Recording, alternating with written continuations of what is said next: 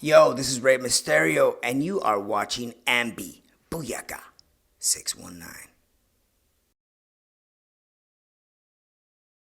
Hey everyone, it's Alicia from AMBY, and I would like to welcome you to my interview with the one and only Rey Mysterio. Thank you, Alicia. Hello. Thank you. How you doing? I'm awesome. I can't believe I just said that intro. I'm so excited to have you on right now. Thank you so much. Thank you so much for joining me. It's a pleasure. We are here at BCW. You just had a phenomenal match. I got to see the 619 in action. Finally, how are you feeling about everything that just went down? I feel great. I feel like there's a great reaction by the crowd. Sold out venue. Yeah. It's always good when the crowd comes to enjoy a good wrestling event, and I think that was the case tonight.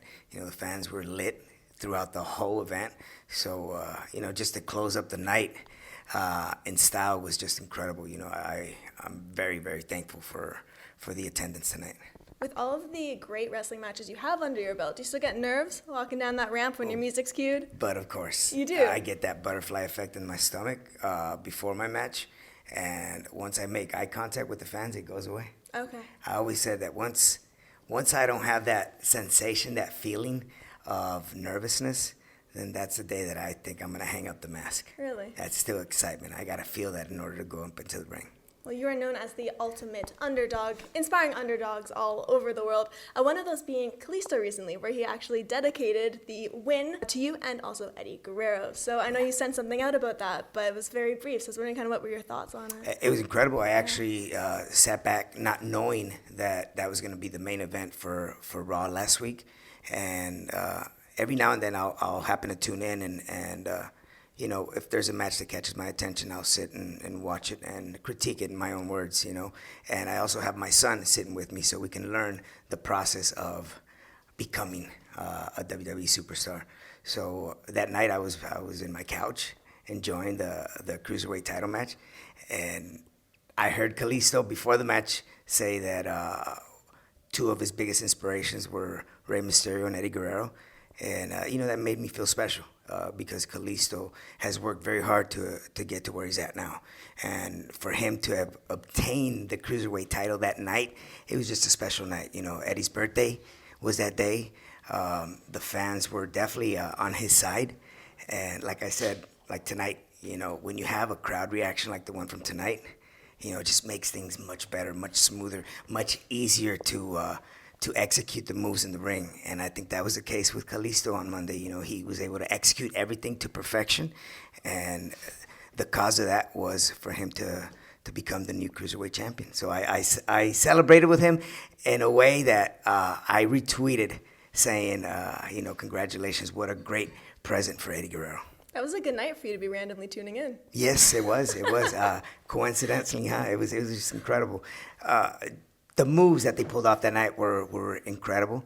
I texted him personally, congratulating him on the match because they actually they gave the spotlight to the Cruiserweight division, and they closed with fashion, with style.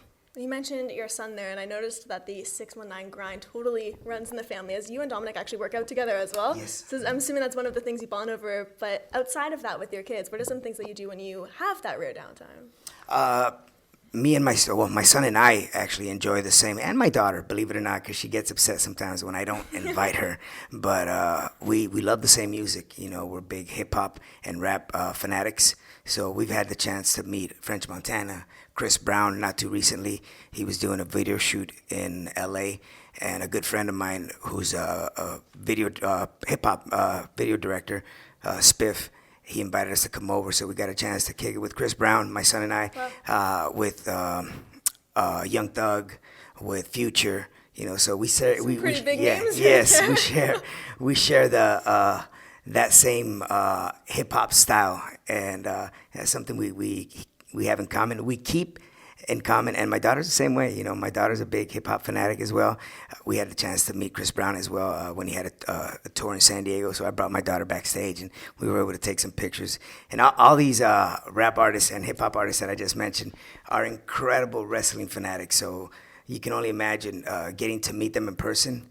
it was just, it was incredible, man. They're very humble, down to earth people. I can imagine that. You're freaking out, they're freaking out. Yes, yes. Not to mention that Post Malone was just out in concert in San Diego. I saw you were with him. We went to see him. He's a big wrestling fanatic, and we were able to kick with him backstage before he went on stage. After he performed, he called for us to come back and hang out some more. So we actually hit it off. I think with all the hip hop artists that I've met, he's probably one of the few that we were able to hang out. And I can't believe how young he is. He's 22 years old. But again, he's a big wrestling fanatic, and vice versa, big hip-hop fanatic as well. I'm very glad you brought up hip-hop because you've actually sung on your own entrances before a while back. So how would you Let's not go there. I won't ask you to rap, don't worry. But how would you classify yourself as a rapper? I'm assuming you like to sing along? It's hard. It's almost like saying, okay, Chris Brown, pull out one of them wrestling moves. You know, it's hard. It's hard. I'll tell you, I give a lot of respect to that career because you got to be very dedicated. You know, I tried it a couple times, but it's just that it's something that I enjoy very much, but it would be very hard for me to pursue a career with that. You know, I think I'll stick to wrestling. You'll stick to lacing up the boots. But Mad One, who actually did the Booyaka song, you know, he actually invited me a couple times to be part of my own songs, and I think that's where I kind of sparked the interest of wanting to do something with hip-hop music. We had discussed freaking out while meeting rappers, but you also are a massive, massive Sons of Anarchy fanatic. Yes. And you got to meet Ron Perlman. Yes. And I know you geeked out. With all the people that you meet though over time, I feel like you're meeting a lot of really cool people. You still get that kind of shock inside, like meeting people, and you do? You know, I do at the moment, but when they're humble, when they're just laid back and cool, that gives you the confidence to kind of just be like them, you know? Like we've known each other for years. Ron Perlman gave me that vibe right away. You know, he was so down to earth. I was like, that sometimes shocks me and impresses me. Wow, I mean, he doesn't think he's a big star, and he is. He's a big star. I guess I would imagine sometimes fans might see me that way, you know, not expecting for me to kind of, I don't know, be hot-headed or just feel like I'm on another level. But I'm very chill, very laid back. You know, I like to interact with my fans. And some of the artists that I've met recently are just the way I am, which is cool. Speaking to interacting with fans, everybody knows that when you walk down that ramp, you of course go head to head with all the kids that are at the front. And one of the biggest questions you always get asked is, what are you telling the kids? So is that something that you will never share? It's kind of like you have to be a child in order to hear the special message? You would have to go back and be a child in order to live that experience. It's pretty much a couple words of motivation. You know, it pumps me up, it inspires me, and pretty much what I say is I bump their heads and like, you ready? You ready to go out there and win? Come on, let's do it together. Let's go. You know, and that's pretty much it. See, I tried to find that, and I couldn't crack the code. I was going to even ask if you could, like, raise the age limit to 22 today, and you could let me know. I'll try it. I'll try it. What impresses me the most is when I see little girls with the mask on. That to me is awesome. That to me is awesome, because that just, it makes you realize that you're breaking barriers. It's not just the little kids that are wearing the mask, the little girls, too, and that's beautiful. I noticed you post photographs of white cars a lot. Yes. I didn't know if those were all yours. The BMW is my son's, the Mercedes is my wife's, and the Audi is mine. So yeah, like we'll put a photograph up because it's a lot of white cars out. I'm believe it or not, I'm against white. I love everything matte black, matte gray. Okay. The Audi actually had a wrap on it that was matte gray, which I loved very much. But I had it for about 2 years, and then I got tired of the color, so.